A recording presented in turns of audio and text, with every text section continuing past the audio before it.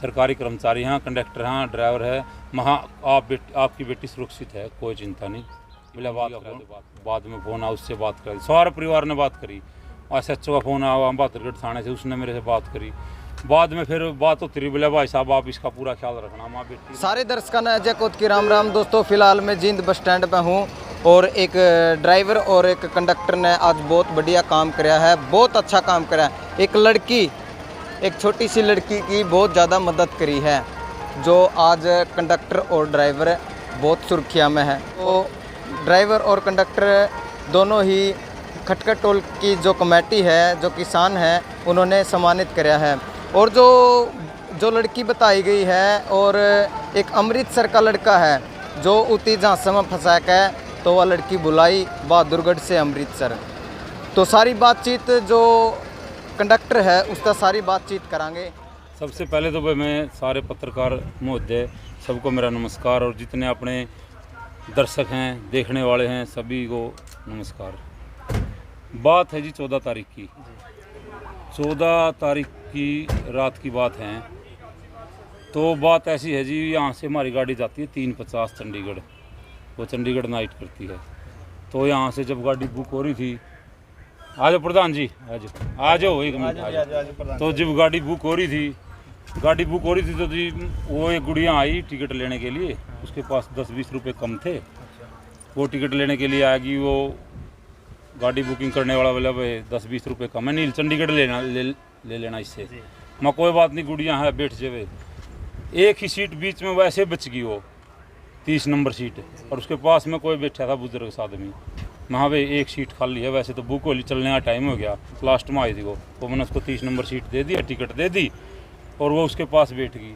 जींद की बात है जी? हाँ, जींद से चले 3:50 शाम को। नाइट होती नहीं वहाँ चंडीगढ़ गाड़ी की।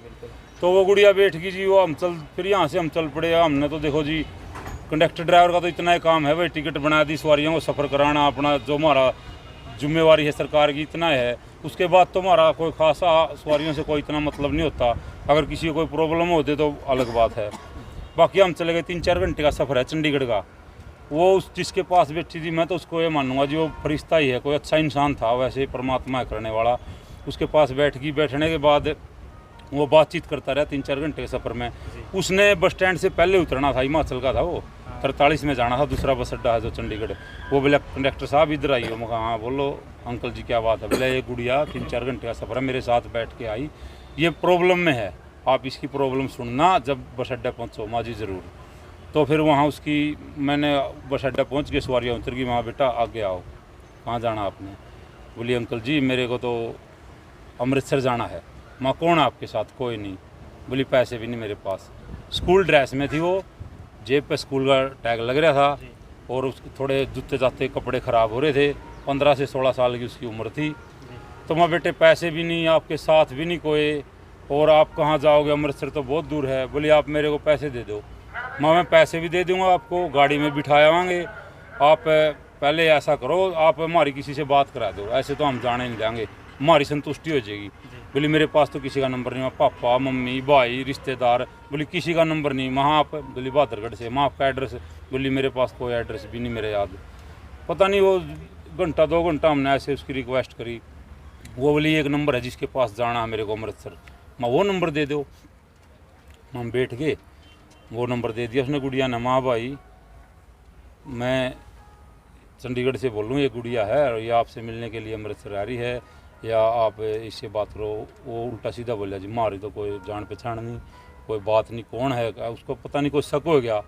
बाद में फिर बोला मेरा नंबर नहीं है, मेरे भाई का है, अगर जो कोई जानकार होगी तो मैं बाद में फ़ोन करूँगा, 5 मिनट रुको।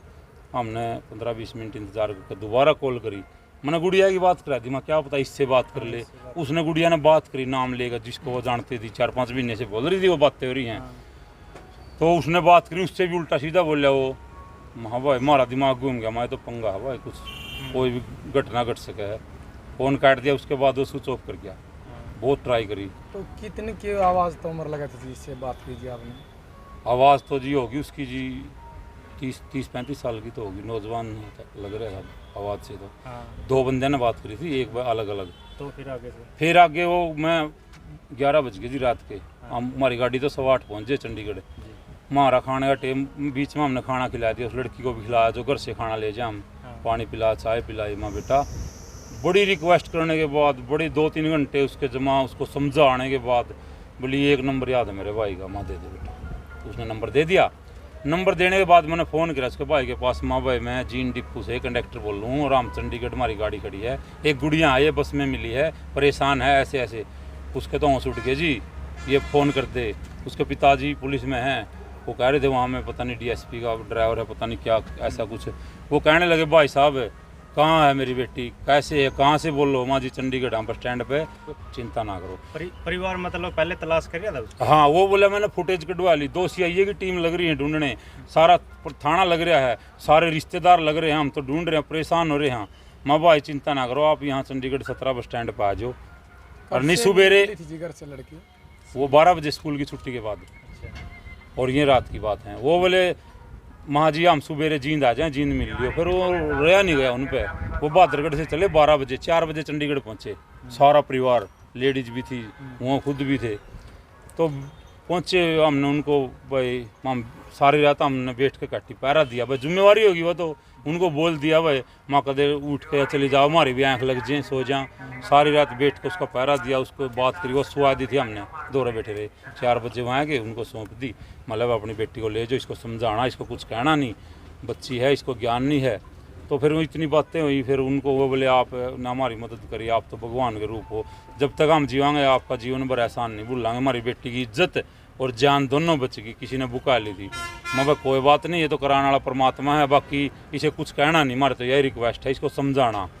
फिर वो कल तो हम कुछ खर्चा पानी ले लो, तो हमने रात जाके हो भाई, हमने कुछ नहीं चंदा, सरकार तनख्वाह दे है, काम करा, हमारे को किसी चीज़ की कोई इच्छा नहीं है। उनको मैंने वो बोले चाय, मैं चाय पिलाऊंगा, बोले हम पिलाएंगे नहीं जी, आप हमारे पास आ रहे हो इतनी दूर से। मैंने उनको सबको चाय पिलाई, खाने का पूछा। तो बाद में वो उनको वो रोने लगे, हाथ पैर जोड़ रहे थे बेचारे, हमारे भी उनको थे पैरों का हाथ लगलाओ थे।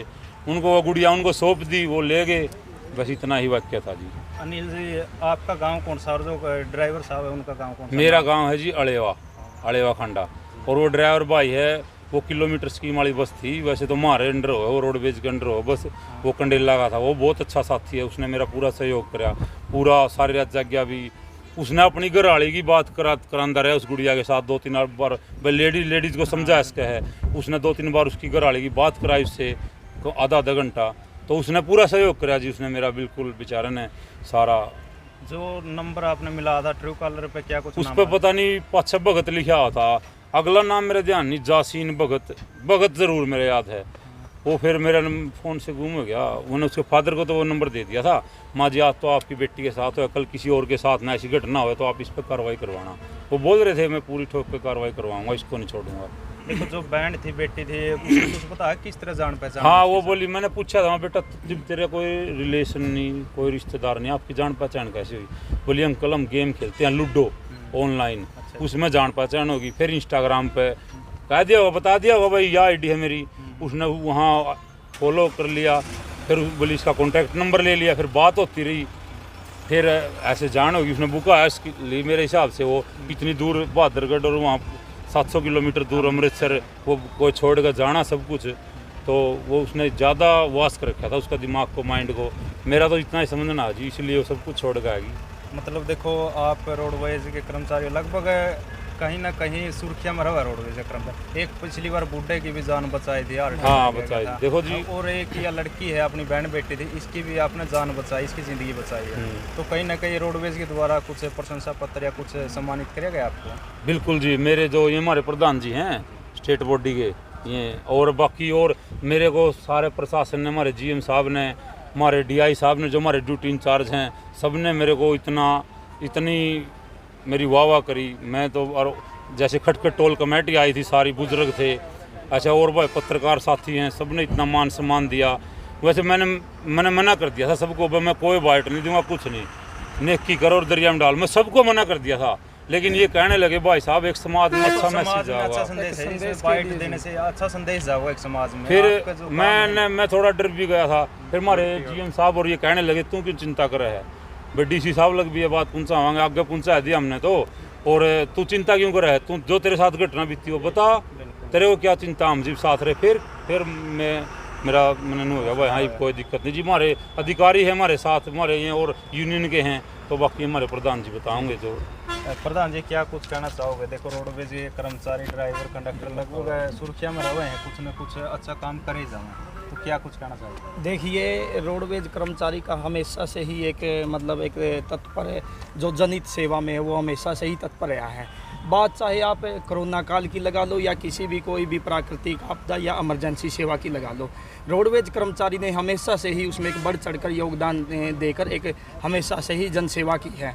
इससे पहले भी हमारे बहुत सारे एग्जाम्पल हैं, क्योंकि हमारे पीछे एक उस बुढ़े की जान भी बचाई थी। पीछे चंडीगढ़ के अंदर हमारे एक साथी, कंडक्टर साथी ने 4.5 लाख रुपए थे एक आदमी के, वो गुम हुए थे, वो उसको बिल्कुल एक सम्मान के साथ लौटाए थे। और रिसेंटली ये हमारी जो एक गुड़िया बेटी समान है, वो तो इसकी हमने कर्मचारी, हमारे साथी कर्मचारी ने जान और इज्जत दोनों बचाई है। तो रोडवेज कर्मचारी हमेशा से ही मतलब एक जन सेवा में हमेशा ही एक अग्रणी भूमिका निभाता है, परंतु सरकार फिर भी कहीं न कहीं रोडवेज कर्मचारी को विक्टिमाइज करके पीछे ले जाने का काम करती है। हमारी तो आप सभी के चैनल के माध्यम से के यही अनुरोध रहेगा सरकार से, भाई हमारे जो भी कर्मचारी साथी है इस प्रकार के जो भी काम करते हैं उसको अलग से एक स्पेशल इंक्रीमेंट या प्रशंसा पत्र देकर सम्मानित किया जाना चाहिए। और एक जैसे इंस्टाग्राम है, ये सोशल मीडिया प्लेटफॉर्म है, इनके जरिए बिना जान पहचान के बातचीत बुलाया जाए, तो उसके बारे में क्या कुछ? बिल्कुल जी बिल्कुल, आपके माध्यम से मैं ये भी कहना चाहूँगा कि आजकल क्योंकि एक ऑनलाइन फ्रॉड चला हुआ है, आजकल छोटे बच्चे वो अनमेच्योर होते हैं, वो उनको ये नहीं पता कि क्या आपके लिए अच्छा क्या आपके लिए बुरा है, और इसी से ये घटना जुड़ी है। क्योंकि वो ऑनलाइन उन्होंने लूडो खेला, वो इंस्टाग्राम पे फॉलो हुआ, तो मेरे तो सभी से अनुरोध है भाई जो भी अपने बच्चों के लिए मोबाइल लेकर दे या मोबाइल उनके लिए वो है, तो उनका अपना प्रॉपर ध्यान रखें, क्योंकि मोबाइल एक ऐसी चीज़ है, इससे हमेशा जो हमारे बच्चे बिगड़ते भी और संवरते भी हैं, तो अपने बच्चों का हमेशा ध्यान रखें। क्या नाम प्रधान जी? मेरा संदीप रंगा, state deputy general secretary, roadways संयुक्त कर्मचारी संघ 600। सर एक क्या वो मानवता के नाते आपको नहीं पता था कि भाई सोशल मीडिया के माध्यम से लोगों को इतना पता चल जाएगा, सिर्फ आपने अपनी मानवता दिखाई थी, और उसके बाद जो आपको अब सम्मान मिल रहा है, चाहे खटखट टोल की बात करें या और भी जो अधिकारी हैं आपका सम्मान करें, इसको देख करके आपको कैसा लगता है? देखो जी, मेरे को बड़ा अच्छा लग रहा है, और एक जिम्मेवारी और भी जिम्मेवारी बढ़ गई, और मेरे को मान सम्मान मिला है, और इससे जिम्मेवारी तो है और भी भाई, मेरे को ऐसा बड़ा फील होया इस बात का कि भाई मैं भविष्य में और भी किसी की मदद करूं, और आगे अपने डिपार्टमेंट की तरफ से तन-मन-धन से सेवा करूं। मैं बहुत खुश हूं जी, और मेरे को देख के और मेरे साथी कर्मचारी हैं, देखो रोडवेज का हर कर्मचारी एक सिपाही है, दिन रात खाने का टाइम नहीं, कोई नहाने का टाइम नहीं, दिन रात मेहनत करता है। मैं कहूँ और मेरे साथी भी ऐसा ही काम करें, और मैं बहुत खुश हूँ जी। ये मेरे चाचा जी हैं ये। संस्कार दिए हैं, उस संस्कारों का प्रभाव है इसके दिमाग में। वैसे तो नौजवान है, लेकिन इसने बहुत अच्छा काम कराया। हम भी ये चाहें भी इस तरह का, मैं ख़ास तौर पे जो माँ बाप हैं उनको ये प्रार्थना करूँगा अपने बच्चों को इस बारे में, जो 9वीं 10वीं के बच्चे हैं, लड़का और लड़की जो भी है, वो मोबाइल के क्या बच्चा, क्योंकि जो माँ बाप कर्मचारी है ना, वो पूरी ड्यूटी तो दे रहे हैं, लेकिन बच्चों के प्रति वो थोड़ा इतना टाइम नहीं दे पाते। कोशिश वो ये नहीं चाहते मेरा बच्चा बिगड़े, लेकिन अनायात कुछ गड़बड़ हो जाती है। तो यहाँ इस बारे में कोई ऐसा होना चाहिए माँ बाप का, ताकि उसका बच्चे का माँ बाप का जो आपस में तालमेल गैप है दूर हो जाए, और हमारा बच्चा कहाँ पहुँच रहा है उसको अच्छे संस्कार दे। मोबाइल दे दे ठीक है, लेकिन अच्छे संस्कार दे उसको, ताकि वो बच्चा को गलत दिशा में ना जाए, ताकि मेरे देश की शान है, मेरे देश का भविष्य है, जो वो किसी गंदे उसमें नहीं चले जाए, ताकि उसका भविष्य बिगड़ नहीं जाए। बिल्कुल, अगर देखिए जाए सोशल मीडिया बहुत गंद भी चल रहा है, बहुत से बालक बिगड़े भी हैं, बिल्कुल, बहुत से स्थिति देख कर समरे भी है, नौकरियाँ लागे बड़ी बड़ी है। बिल्कुल बिल्कुल। हाँ, तो अच्छा देखो जहाँ दूध है वहाँ जहर भी है, तो उसमें तो यही है थोड़ा बच्चों ने भी, स्कूलों अध्यापकों ने भी करना चाहिए इस बारे में, जो प्रिंसिपल हैं स्कूल हैं वहाँ, वो भी ऐसी शिक्षा, ऐसी नैतिक शिक्षा दें, ऐसी बात बताएं, ताकि बच्चा उसको नज़दीक भी ना जाए, उसको मतलब इस बात का किसी भी तरह से उनको समझाए बच्चों को। मैं तो समझाने से काम चलेगा, देखो जोर ज़बरदस्ती चलती नहीं इस काम में जी, है उसके दिमाग में ये जैसे उसने वो बात बिठा दी, तो अच्छी बातें बिठाई जाएँ, तो हम खाली बर्तन है उसमें यदि कुछ भी डालेंगे तो दूसरी चीज़ बाहर निकल आओगी, जो बुरी चीज़ें बाहर निकल आऊँगी, और वो बच्चा उसमें अपना फिर अपना संभाल लेगा। ठीक है जी। अभी रोडवेज के कर्मचारियों के लिए क्या कहना चाहो, जो ड्यूटी के साथ साथ है, जो अपना सामाजिक सेवा भी कर रहे हैं? देखो जी, रोडवेज का महकमा एक जनता का जुड़ा हुआ महकमा है। बच्चा जन्म से बुढ़ापे तक रोडवेज का संपर्क, क्योंकि ये समाज सरकारी जो सेवाएं हैं ये अपना कोई भी आदमी कहीं गलत रास्ते मान लिया कहीं घर से भाग जाए, वो रोडवेज की बस मिल जाए तो बड़ा उसको नहीं सोचता थोड़ा सेफ आ जाना, इसको सेफ समझता है इस जगह को, इस प्रशासन को इसको, क्योंकि रोडवेज एक इतना ये एक तो हमारे लोकल हैं सारे, जो इसका कर्मचारी है वहाँ लोकल है, वो लोकल उसकी संस्कृति को सभ्यता को अच्छी तरह समझता है मान्यता के नाते भी। और वैसे क्योंकि ग्रामीण प्रवेश के बच्चे हैं, ग्रामीण प्रवेश का कोई आदमी या शहर का भी आ जाएगा, अपना जीन तो एक किस्म का ग्रामीण मान लो, तो वो घर का चोली दामन का रिश्ता उनका सवारी के साथ भी उसका सरकार के साथ भी। तो यहाँ बहुत नज़दीकी में बहुत से अनभिज्ञ आदमी, कई के पहले भी इंसिडेंट ऐसे हुए हैं, और रोडवेज वाले को बड़ा मान सम्मान दिया उसको अपने साथ लेकर उसको खाना भी खिलाया, अपने घर भी ले आए हैं। या अब जो है वो ऋषि पंत का जो एक्सीडेंट हो गया था पीछे देहरादून में, उसमें रोडवेज ने बहुत अच्छा काम किया, ये तो काबिल तारीफ है जिनको हम तो बड़ा अच्छा मानते हैं। और सरकार ने भी इस महकमे को जिंदा रखना चाहिए आगे भी, ताकि इस तरह के प्रोत्साहन और ऐसे कर्मचारियों को भी पूरा सरकार आगे बढ़ावे। ठीक है जी।